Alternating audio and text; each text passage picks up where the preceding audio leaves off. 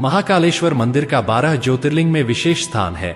यह ज्योतिर्लिंग मध्य प्रदेश के उज्जैन में स्थित है। यहाँ शिवलिंग की स्थापना की मान्यता है कि प्राचीन काल में राजा चंद्रसेन शिव के बहुत बड़े उपासक माने जाते थे। एक दिन राजा के मुख से मंत्रों का जाप सुन एक किसान का बेटा भी उनके साथ पूजा करने गया, लेकिन सिपाहियों ने उसे दूर भेज दिया।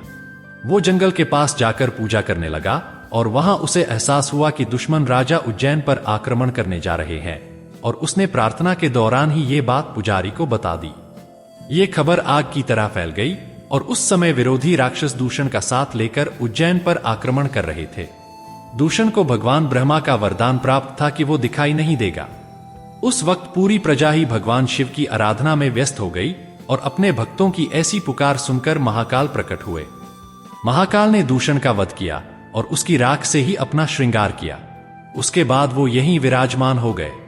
तब से भस्म आरती का विधान बन गया। ये दिन की सबसे पहली आरती होती है।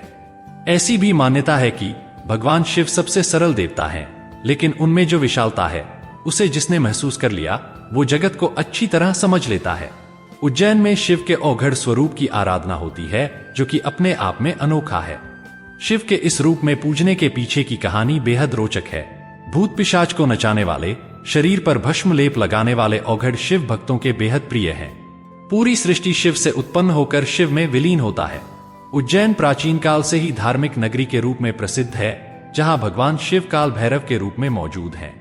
भस्म को सृष्टि का सार बताया गया है, जिसे महाकाल के शरीर पर लगाकर उनकी पूजा की जाती है। उज्जैन के राजा महाकालेश्वर शिव यहाँ ज्योतिर्लिंग के रूप में विराजमान है। इनकी आरती भस्म से की जाती है।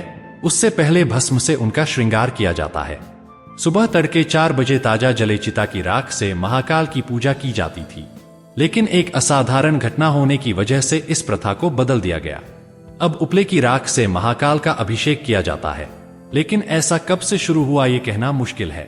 बताया जाता है कि चिता की कमी की वजह से एक बार पुजारी ने अपने जीवित पुत्र को ही आग के हवाले कर दिया और उसके राख से पूजा कर डाली।